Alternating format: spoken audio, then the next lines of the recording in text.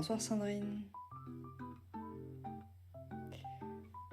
Alors, je suis trop contente de vous retrouver pour ce nouveau live. Vous avez l'habitude le mercredi maintenant. Et comme vous l'avez vu, j'espère que ça a marché l'affichage, on va parler d'Harry Potter ce soir. Vous vous rappelez, le dernier live, je vous en ai parlé parce que je vous ai expliqué que Harry Potter faisait partie de mes livres doudou. Les livres que j'aime bien redécouvrir au moins une fois par an. Oui, on va dire une fois par an, si ce n'est plus. Pour ce qui concerne les films, c'est pareil. C'est des films que j'adore regarder, enfin revoir régulièrement. Aux grandes dames de mon compagnon d'ailleurs, qui maintenant en a vraiment marre.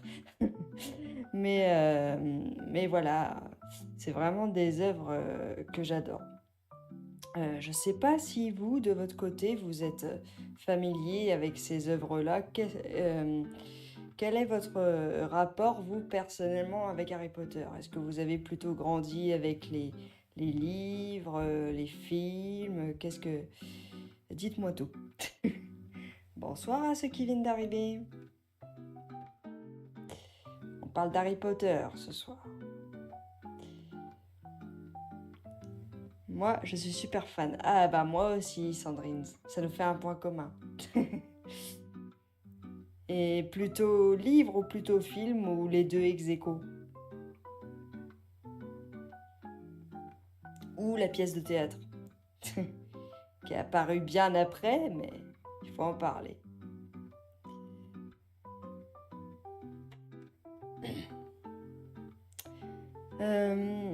Alors, déjà, ce qu'on peut dire, c'est que maintenant, j'ai attendu la sortie des nouveaux livres à partir de la Coupe de Feu. Eh oui, parce que les livres sont sortis avant les films. Et le premier livre, j'ai vérifié, il date de 1997 et le dernier de 2007. Donc voilà, ça a duré quand même pas mal de temps. Et c'est vrai que moi aussi, je faisais partie de la génération qui a attendu la sortie des livres. Donc plutôt livre, mais j'aime bien les films aussi. Moi aussi, plutôt livre, Sandrine, plutôt livre. Plutôt livre parce que y a quand même beaucoup de détails de la narration qui ont dû passer à la trappe par manque de temps, parce qu'il fallait bien faire des choix dans les adaptations. Mais du coup, il y a beaucoup de points qui ont été passés sous silence par les films parce que il fallait bien faire des choix, quoi. Pas vu la pièce de théâtre. Moi non plus, mais je l'ai lu. Enfin, j'ai lu le script. Mais j'aimerais bien un jour aller le voir. Bon, ce qui est embêtant, c'est que généralement, c'est joué en anglais. Donc, je suis assez forte en anglais, mais j'aimerais bien une représentation en français. Mais même si c'est en anglais, un jour, j'aimerais bien aller la voir à Londres. Et donc, cette saga de romans, elle a quand même beaucoup souri à son auteur, parce que au moment où J.K. Rowling écrit ses livres, donc J.K. Rowling, c'est un nom d'autrice, hein, c'est un pseudonyme qu'elle a choisi. Elle était vraiment dans une situation plutôt précaire, parce que elle venait de divorcer de son mari à l'époque, donc elle vivait seule avec sa petite fille de 1 an et demi, je crois. Et en fait, la publication des livres s'est fait très tard, parce que au début, beaucoup d'éditeurs ont refusé ces manuscrits parce que les premiers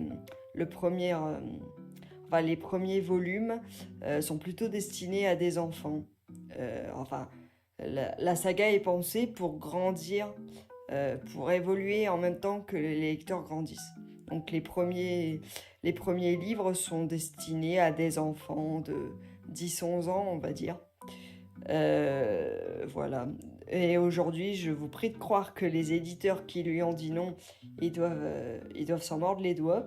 Parce que vu le succès que ça a eu ensuite, voilà, elle est devenue millionnaire grâce à ça, et même plus que millionnaire à mon avis. Euh, et, euh, et voilà, et ça lui a sauvé la vie, clairement, parce que quand elle l'a commencé, elle était vraiment dans une situation très précaire. Du coup, on peut vraiment dire que ça lui a sauvé la vie. Euh, Moi, personnellement, je dirais que mon tome préféré de la saga, je dirais que c'est le 5e, l'Ordre du Phénix. Pourquoi? Parce que à cette époque-là, c'était déjà le cas pour les précédents, mais c'est c'est surtout ce tome-là qui fait qu'elle n'a plus rien à prouver à personne en en termes de légitimité et de succès. Et du coup, dans celui-là, l'autrice s'autorise vraiment tout les, toutes les prises de position qu'elle veut. Je reprends. Donc, je disais, oui, l'Ordre du Phénix, c'est ce tome-là qui est mon préféré parce que dans celui-là, J.K. Rowling s'autorise vraiment toutes les prises de position. Elle n'a vraiment plus rien à prouver à personne. Bonjour aux nouvelles personnes qui viennent d'arriver. Bisous à... Ah, une nouvelle personne. Bonjour, bonjour. La jolie framboise. Bonjour. Alors. Alors, non. C'est gentil. Merci beaucoup. Merci beaucoup. Alors, donc je disais, du coup ça m'a perturbé le petit coucou de Jean-Pierre Pernaut depuis le paradis, mais passons. Alors, et vous de votre côté, est-ce que vous avez un tome ou une aventure de prédilection pour ce qui concerne la saga Harry Potter, ou est-ce que vous aimez toutes les aventures de manière égale? Moi, ce que j'adore surtout, c'est les personnages qui ont beaucoup de facettes et beaucoup d'évolutions. Après, y a tellement de personnages que dans les adaptations, évidemment, il a fallu faire des compromis et des ajustements. Il y a des personnages qui sont importants dans les romans, mais qui, par nécessité de scénario, ont été éclipsés des livres, ou alors ils ont une trajectoire totalement différente entre le livre et le film. Mais bon, que voulez-vous, il a fallu faire des compromis. Je pense par exemple au personnage de Percy Weasley, j'ai du mal à l'articuler ce soir. Percy Weasley, qui est un de mes personnages préférés parce qu'il est complexe, ce personnage. En fait, donc c'est un des frères de Ron, l'ami de Harry. Et en fait, il est le seul de sa famille à remettre en question les allégations de Harry. Oui, d'ailleurs, je prends pour acquis le fait que vous venez sur ce live en connaissant Harry Potter, que ce soit les livres et les films. Donc, je vous préviens, il va y avoir du spoiler. Et donc, Percy Weasley, c'est un des personnages, le seul de sa famille, qui critique Harry lorsqu'il prétend que Voldemort est de retour, et il ne le croit pas. Il choisit plutôt de se voiler la face, et il se détourne totalement de sa famille et de Harry, en choisissant le camp du ministère de la magie, et du ministre Cornelius Fudge. Donc voilà, c'est vraiment un personnage qui est qui est ambivalent, mais dont la trajectoire a été effacée des films par manque de temps. Voilà, donc c'est vraiment un personnage que moi j'aime beaucoup. Pareil, un autre personnage, on va dire en demi-teinte que j'adore, c'est Drago Malfoy. À ne pas appeler Drago Malfoy parce que les jeux vidéo font l'erreur de le faire appeler Drago Malfoy en bon accent français. Donc voilà, c'est bien Drago Malfoy, hein. Donc c'est vraiment un personnage que j'adore, c'est pareil, c'est vraiment... il est... En fait, il est ambigu parce que au début, c'est vraiment le sale gosse qu'on n'a pas envie de voir dans sa classe, qui passe son temps à embêter, que ce soit Harry, Ron et Hermione, ou même Neville par exemple. Et en fait, au fur et à mesure que le récit avance, on lui découvre des facettes, voilà, vraiment face à un choix compliqué, c'est-à-dire il a le choix entre suivre l'idéologie de sa famille et, euh, et obéir à Voldemort, ou alors changer vraiment de camp et aider Harry dans sa quête. Et à la fin de l'histoire, il a certains moments où il les aide, notamment dans la dernière aventure, lorsqu'ils sont faits prisonniers, il les aide, en tout cas, il ne les trahit pas. Et, mais à la fin de l'histoire, on a quand même voilà, un personnage en demi-teinte, parce que il ne désavoue pas sa famille, mais pour autant, il aide quand même Harry, Ron et Hermione dans leur quête à sa façon. Donc je vous disais, en tout cas, l'un des points forts que je trouve à Harry Potter, c'est ses personnages, que ce soit les élèves, mais aussi les professeurs, évidemment, hein. Il y a aussi, pour ne citer qu'elle, Minerva McGonagall, que j'aime beaucoup, qui a été d'ailleurs magistralement interprétée par la grande Maggie Smith dans les films. Il y a aussi Severus Rogue et plein d'autres que j'oublie évidemment. La seule professeure dont on n'a pas envie d'entendre parler, mais dont on parle quand même parce que sinon la saga perdrait de sa saveur sans elle, c'est le personnage de Dolores Ombrage, qui à elle seule concentre beaucoup de la haine des spectateurs de la saga. Il y a en effet beaucoup de finesse dans les personnages. Oui, c'est vrai, Sandrine. En fait, chaque personnage, on peut pas dire que les personnages soient écrits de manière cliché, parce que chacun d'entre eux a quand même une évolution. Même les oncles et tantes de Harry, les Dursley, qui au début de l'histoire sont vraiment antipathiques, vraiment ils ont rien pour eux. Et au fur et à mesure de l'histoire, on se rend compte, en tout cas pour ce qui concerne son cousin et sa tante, qu'ils ont quand même un peu plus de gris dans leur personnalité et dans la manière dont ils vivent les événements. Je dis son cousin et sa tante parce que son oncle, clairement, il a pas du tout d'évolution. Il reste au point A de l'histoire jusqu'à la fin.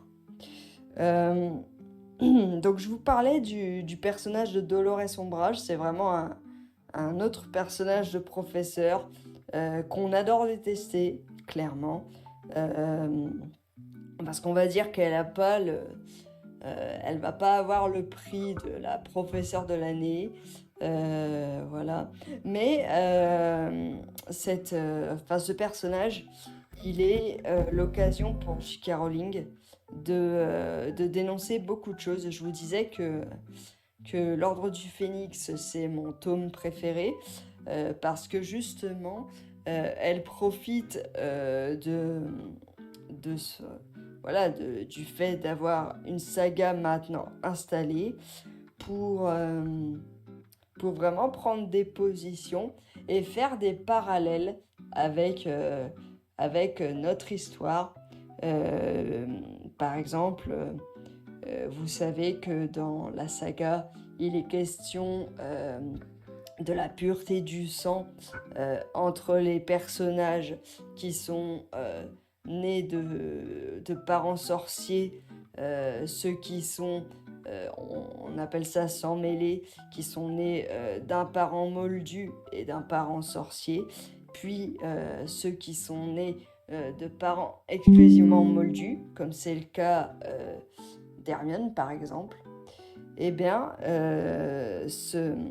cette idée-là, elle n'est pas sans rappeler, je trouve, hein, après vous me corrigerez si vous trouvez que j'ai tort, mais elle n'est pas sans rappeler, je trouve, les considérations qu'avait le peuple, enfin en tout cas une certaine partie du peuple allemand dans les années 40 avec les idées du nazisme sur la race aryenne et la volonté de vraiment exclure la communauté juive de la société, voilà. Donc après, avec plus ou moins, enfin ce parallèle, il est quand même fait avec de l'élégance, hein. Elle prend pas non plus des gros sabots pour dire, regardez, je fais un parallèle évident avec le monde moderne. Non, non, elle fait quand même ça de manière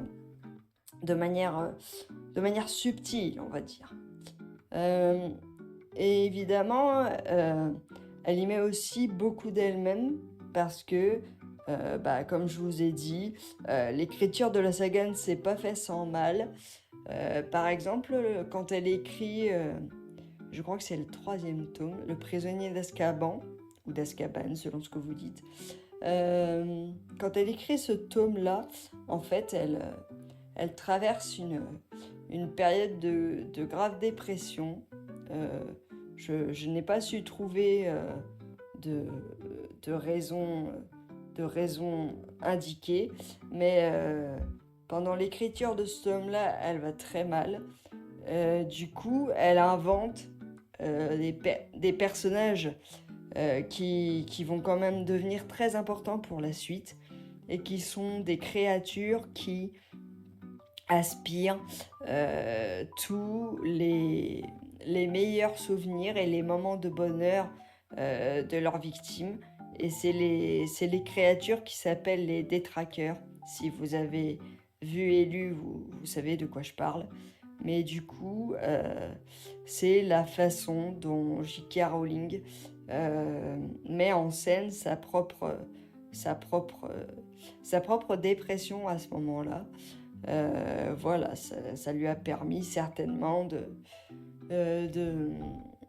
mettre sur le papier voilà ce qui lui pesait à ce moment-là. Moi, je sais que un passage qui m'a marqué dans la saga, c'est vraiment aussi toute la fin, quand on commence à vraiment partir dans la conclusion de l'histoire. Le dernier tome, on va dire les 2 derniers tomes sont déjà ils sont très volumineux, tous les 2 c'est des grosses briques, mais du coup dans ces 2 grosses briques on a vraiment toutes les ficelles du récit qui sont tirées pour que ça ait une cohérence. Par exemple, on a des faits qui remontent au premier tome de la saga, qui sont réexploités dans les derniers, et ça apporte une cohérence. Par exemple, Harry est censé détruire les Horcruxes de Voldemort, donc les les parties de son esprit qu'il a ensorcelées dans des objets pour devenir immortel, en gros. Et du coup... Ah, alors... Tac.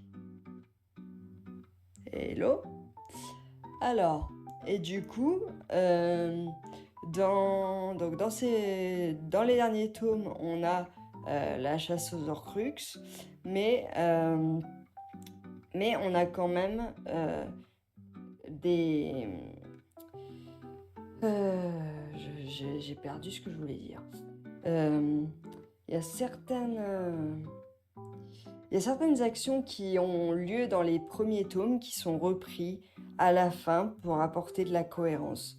Par exemple, un objet qui va paraître banal dans le premier tome, c'est un vif d'or que Harry manque d'avaler pendant son premier match de Quidditch. Et en fait, il s'avère que dans ce vif d'or, il va y avoir la pierre de résurrection, qui va s'avérer être l'une des 3 reliques de la mort qui va permettre de mettre fin au règne de Voldemort. Donc vous voyez, cette saga quand même, elle a comme point fort de garder sa cohérence durant tout le long de ces 7 tomes, car oui, il y en a 7. Au début, J.K. Rowling pensait en faire 8, mais en fait, elle en a fait 7. Pareil, Harry Potter, ça a été vraiment un succès colossal. C'est pour ça que les films sont arrivés très vite. Le premier film, il est arrivé en 2001, c'est ça. 2001 avec Harry Potter à l'école des sorciers en VF, mais Harry Potter and the Philosopher's Stone en VO. Et ça a été tout de suite un succès immédiat. Et je pense que ce qui a permis ce succès, c'est le fait que J.K. Rowling a toujours souhaité garder la main mise sur l'adaptation de son œuvre, enfin en tout cas garder un pouvoir de décision important pour ne pas que ça lui échappe. Par exemple, elle a eu son mot à dire sur le casting des enfants, enfin des 3 enfants, Harry, Ron et Hermione. Elle voulait absolument que ce soit des enfants britanniques. Me demandez pas pourquoi, je n'en sais rien. Si quelqu'un sait d'ailleurs, n'hésitez pas à vous manifester dans le chat. Mais voilà, c'était une condition pour elle de l'adaptation d'Harry Potter au cinéma. Et ensuite, le succès des films, il n'a jamais été démenti. Ça a toujours été un succès en salle avec les années, donc ça a duré 10 ans. Avec un film tous les ans, je crois, ou tous les 2 ans, ça dépend des films. Ils ont tous à peu près le même succès. Vraiment, les différences, ça doit pas être énorme. J'ai pas vérifié les chiffres du box-office, mais il me semble pas que ce soit des différences énormes. Mais ce qui est intéressant, je trouve, là-dedans, c'est le fait que, quel que soit l'âge qu'on a, qu'on ait 11 ans ou 30 ans, par exemple, comme moi aujourd'hui, je trouve la facilité qu'on a à se replonger dans Harry Potter, que ce soit les livres ou les films, je trouve que c'est pas donné à toutes les sagas. Parce que certaines vieillissent mal, certaines sont moins intéressantes. Je trouve que l'ensemble du casting est bon justement parce que les personnages ne sont pas parfaits. Ah oui, oui, oui, c'est vrai, c'est vrai. Après, il y a quand même certains personnages qui sont interprétés par des acteurs hollywoodiens. Je pense notamment à Sirius Black, interprété par... comment il s'appelle? Ça va me revenir. Gary Oldman, voilà, le temps que je trouve. Mais oui, c'est vrai, Sandrine. On a ce côté justement on va pas dire que c'est Monsieur et Madame tout le monde, mais voilà, ils ont quand même on va dire une simplicité de jeu qui font qu'ils sont, enfin en tout cas que les personnages sont vite attachants. Et ce qui a été, voilà, authentique, merci. Et du coup, aussi, ce qui a fait une force, c'est que le casting est resté le même pendant les 10 ans durant. Enfin, il n'y a pas eu de changement, en tout cas dans les personnages principaux. C'est resté les mêmes pendant 10 ans de temps. Euh, et et ça a aussi contribué au fait que cette saga, elle a vraiment connu un succès et elle en connaît encore un succès monstre. D'ailleurs, ça continue aujourd'hui puisque en 2027 va être réalisée une série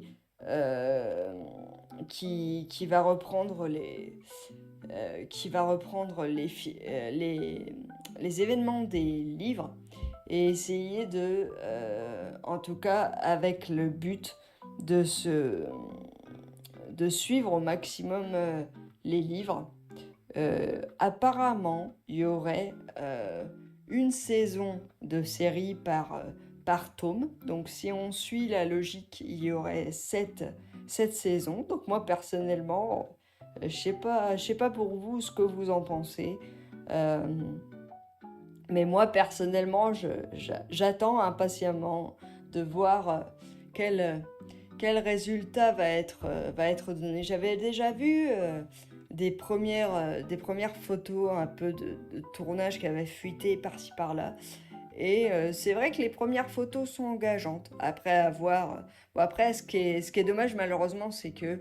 euh, oui, ça fait envie. Sandrine, t'es dans le même état que moi, t'es aussi impatiente que moi.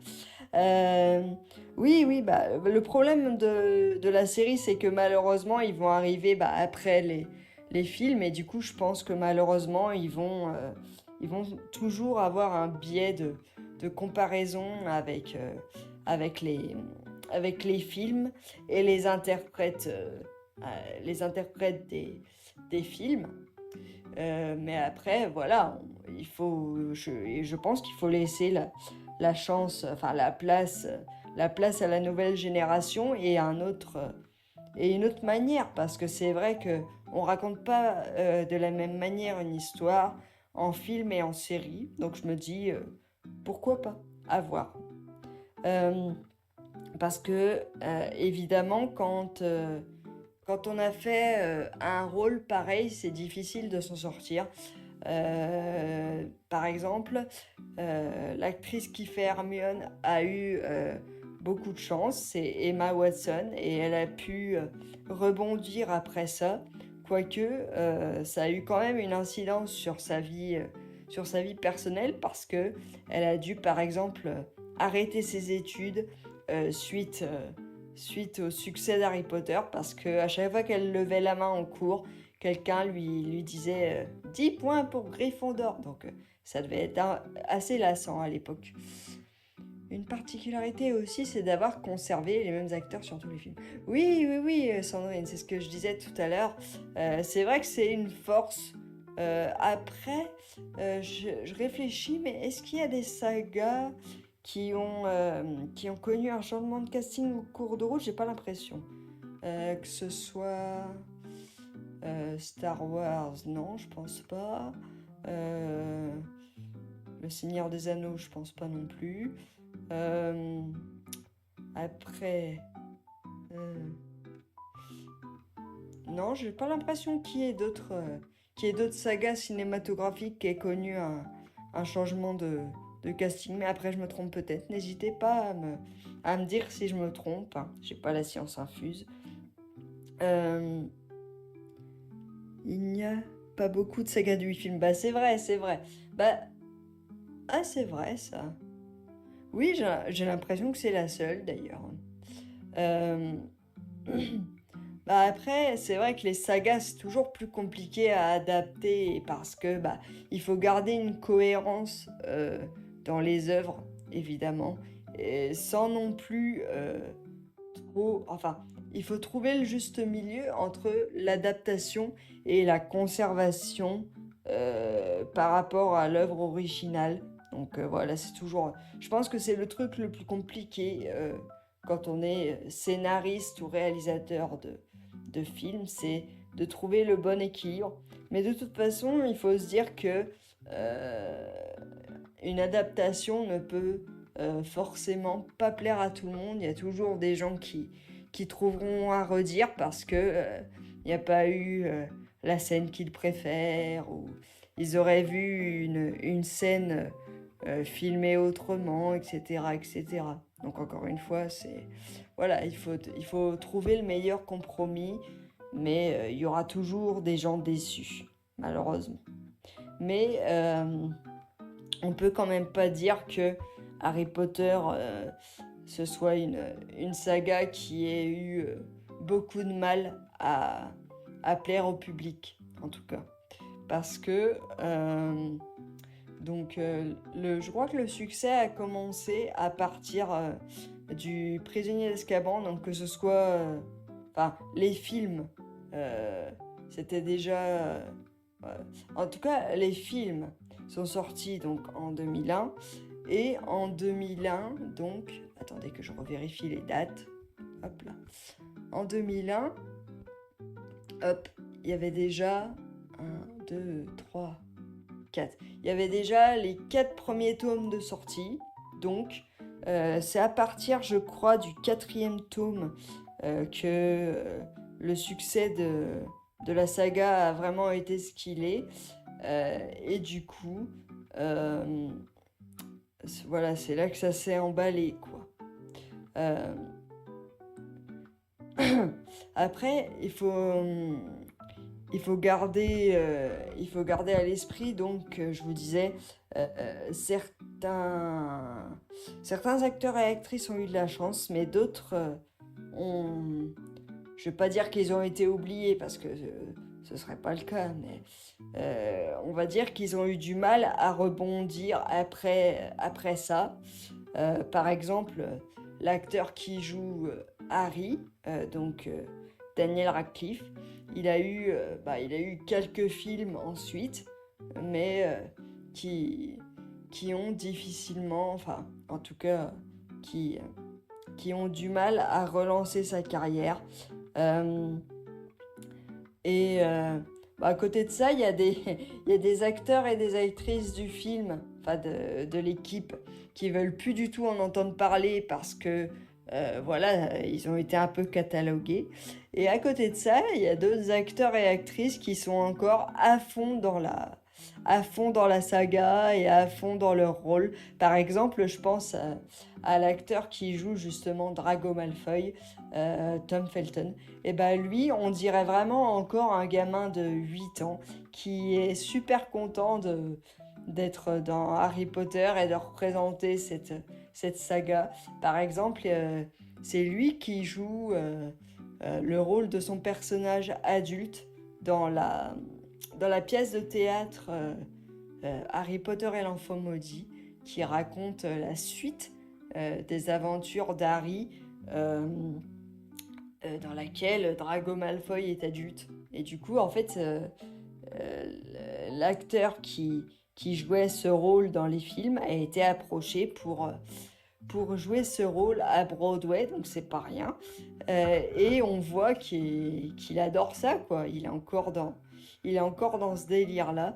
Il fait encore des spots publicitaires qui ont cet univers-là pour un peu pour, euh, pour univers. Donc je trouve ça rigolo la manière dont chacun appréhende ces choses-là. Voilà. Encore une fois, je trouve quand même ce qui est important, c'est aussi de se dire que Harry Potter, bon, après peut-être que ça fait longtemps que je les ai lus, donc peut-être qu'il y a des choses qui aujourd'hui ont peut-être un peu mal vieilli. Après, personnellement, je pense pas parce que, bon, après je me trompe peut-être, mais peut-être qu'il y a des choses aujourd'hui qui ont mal vieilli par rapport à l'époque où ça a été écrit, mais je me dis que même un enfant de 11 ans en 2026 est tout à fait capable de se plonger dans cette saga et de voyager à travers les yeux d'Harry et de passer un super bon moment. Voilà, c'est une des forces de cette saga, je trouve, c'est de vraiment être intemporelle, dans le sens où, voilà, je pense qu'elle peut convenir à tous les enfants, pourvu qu'ils aient l'âge justement de comprendre, cette histoire. Je trouve que ça ne vieillit pas du tout, c'est plutôt intemporel. Oui, exactement, Sandrine, exactement. Alors, 20 minutes encore. Mais du coup, donc, Harry Potter, c'est vraiment une saga. Je pense, aujourd'hui, si vous demandez à quelqu'un de citer une saga littéraire, oh là, la fatigue, littéraire célèbre ou cinématographique célèbre, je pense que l'une des premières réponses qu'on vous donnera, ce sera Harry Potter, et j'espère que ça restera longtemps comme ça, parce que je trouve que c'est vraiment une œuvre importante et qui, moi personnellement, je dirais que ça m'a quand même appris beaucoup de leçons sur la manière dont on gère les épreuves, nos émotions, voilà, les épreuves qu'on traverse dans nos vies.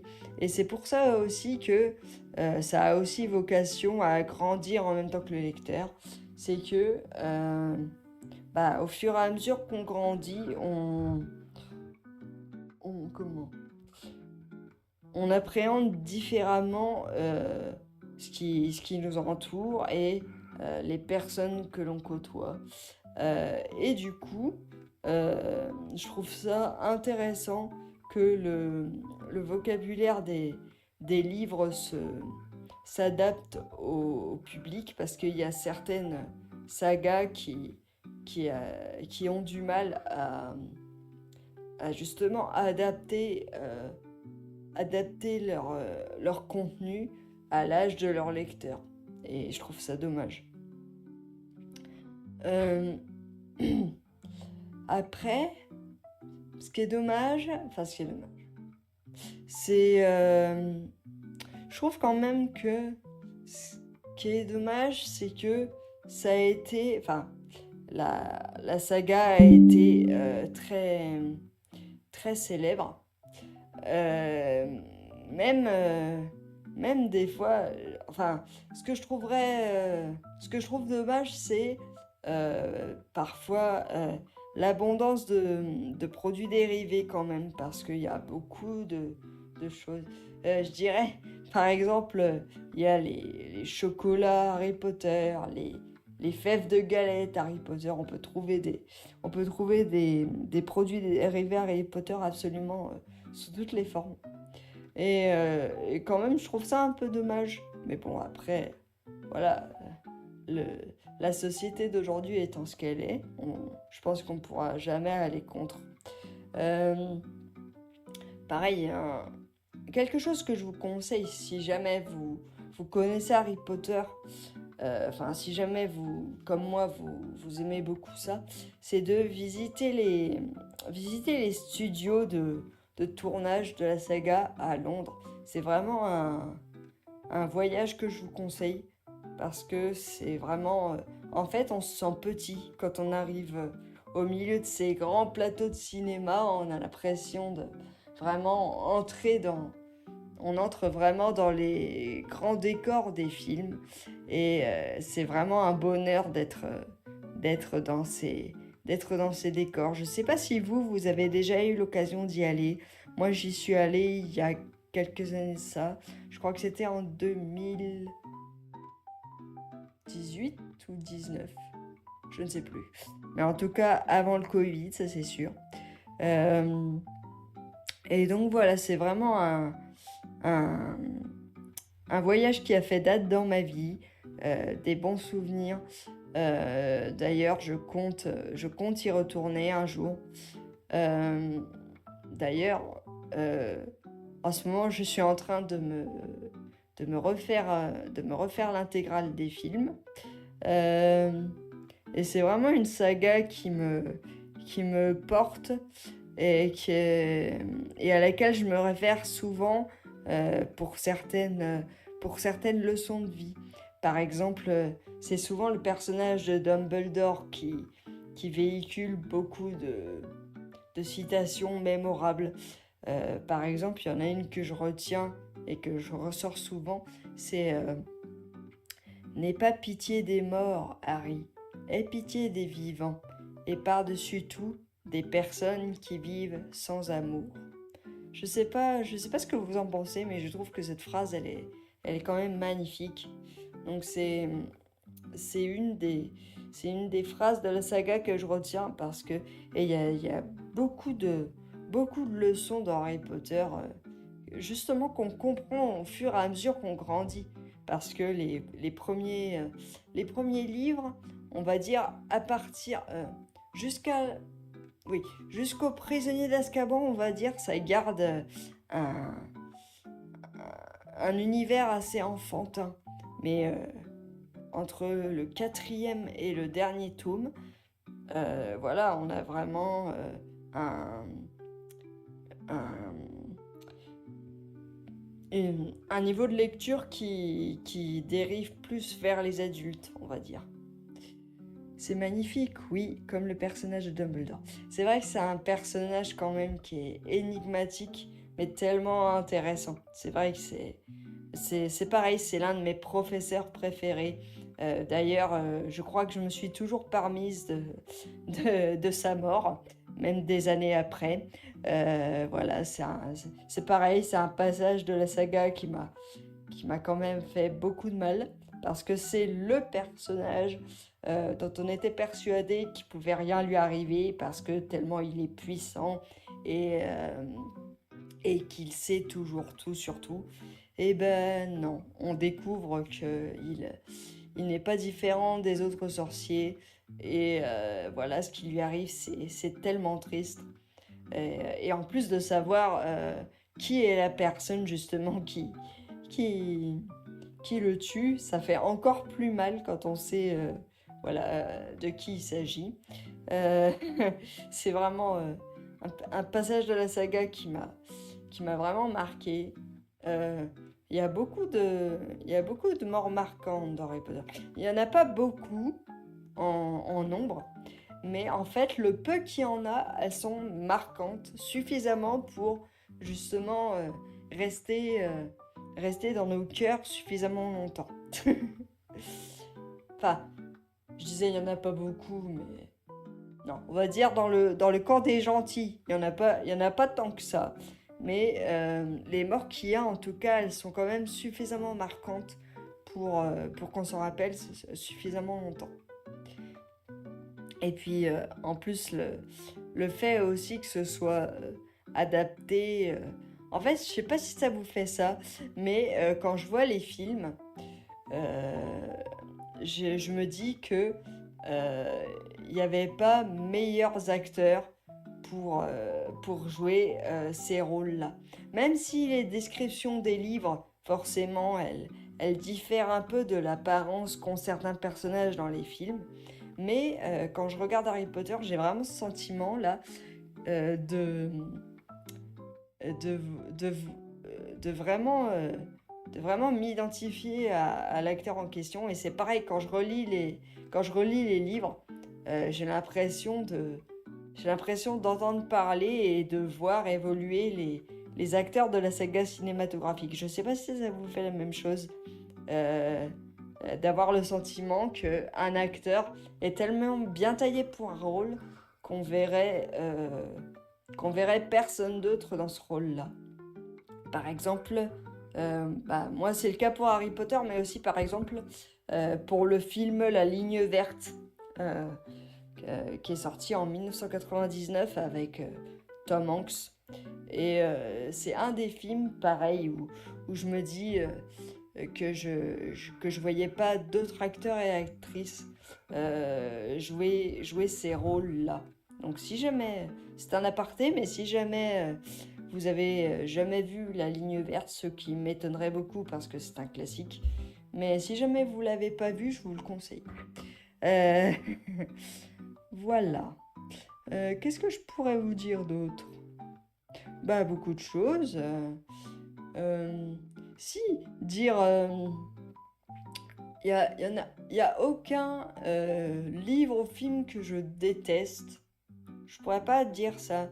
Mais le film que j'aime le moins parmi toute la saga, je dirais que c'est le quatrième, donc La Coupe de Feu. Pourquoi? Parce que euh, les animaux fantastiques. Ah oui, oui, les animaux fantastiques, c'est vrai que j'en ai pas parlé. Et c'est vrai que ça fait partie aussi de l'univers étendu Harry Potter. Bah, moi, malheureusement, quand c'est sorti, euh, j'ai eu trop d'attentes euh, du fait... Enfin, je m'attendais à ce que ça colle plus, à ce que ça rappelle plus Harry Potter. Et du coup, j'ai été déçue en tout cas par le premier volet. Mais ensuite, voilà, j'ai trouvé ça... Voilà, j'ai plus apprécié ensuite les volets suivants. Mais le premier volet, je m'étais attendu à plus de rappels d'Harry Potter et du coup, j'ai été déçue. J'avais des attentes trop hautes et du coup, j'ai été déçue. Mais ensuite, ça s'est estompé avec les autres volets. En plus, je sais pas si vous l'avez déjà vu, mais je trouve que l'acteur qui joue le personnage principal, qui s'appelle, comment il s'appelle déjà? Je ne sais plus. Ça me reviendra certainement. Hop. Norbert Dragono, voilà. Le temps que je retrouve le nom. L'acteur qui joue Norbert Dragono, je crois que c'est Eddie Redmayne. Et ben je trouve qu'il joue très très bien. Il a vraiment une capacité à nous embarquer dans son rôle.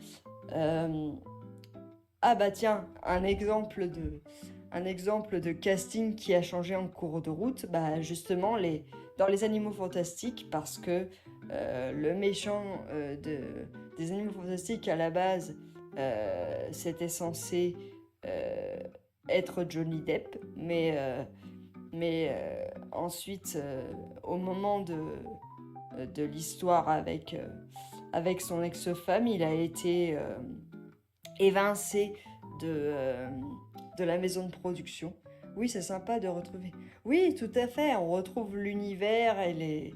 Voilà, il y a quand même des références qui font chaud au cœur, il y a même des clins d'œil musicaux qui sont faits pendant ces films-là.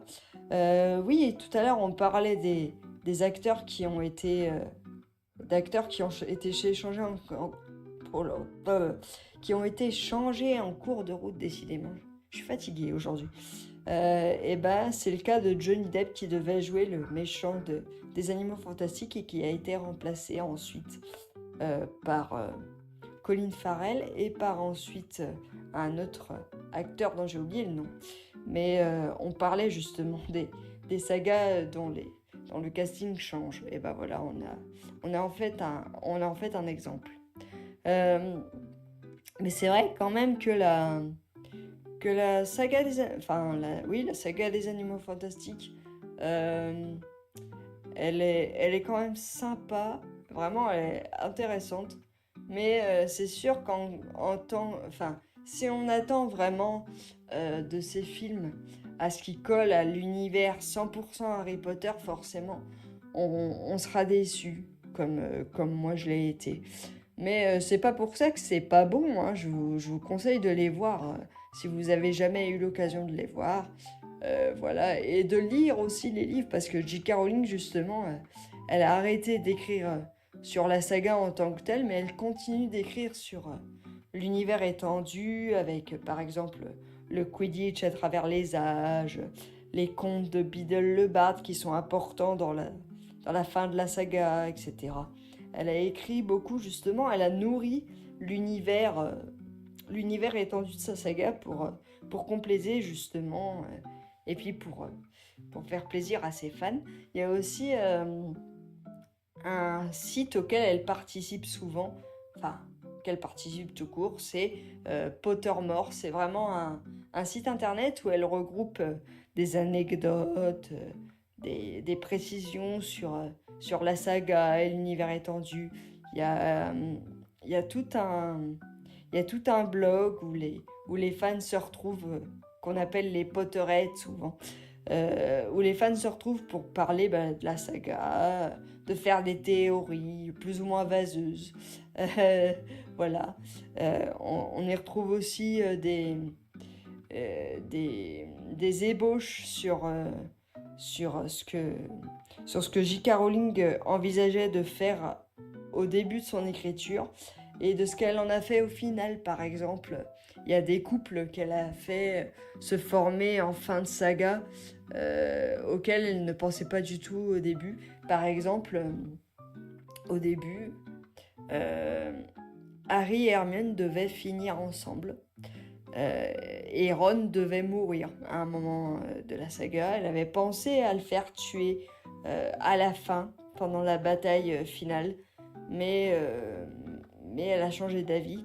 Et heureusement, parce que personnellement, j'aurais trouvé ça un peu cliché que la seule jeune fille du groupe se retrouve comme par hasard en couple avec le héros principal. Mais voilà, c'est un choix, vous me direz. Voilà, donc il y a plein d'anecdotes comme ça.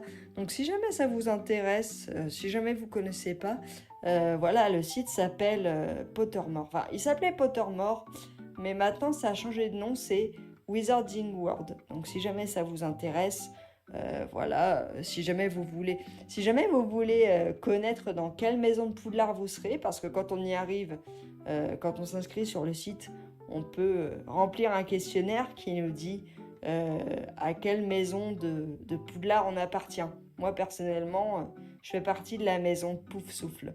Donc voilà, c'est celle jaune avec le blaireau dessus. Personnellement, je suis assez contente de ce tirage au sort.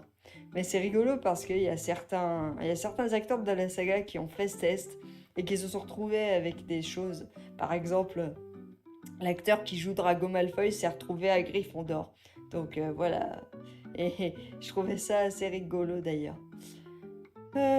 Voilà. Bah écoutez, on va arriver doucement à la fin de ce live. J'espère qu'il vous a plu, que ça vous a donné envie de lire ou relire, regarder et re-regarder les films ou relire les livres Harry Potter. Moi, en tout cas, c'est vraiment une saga que j'affectionne particulièrement.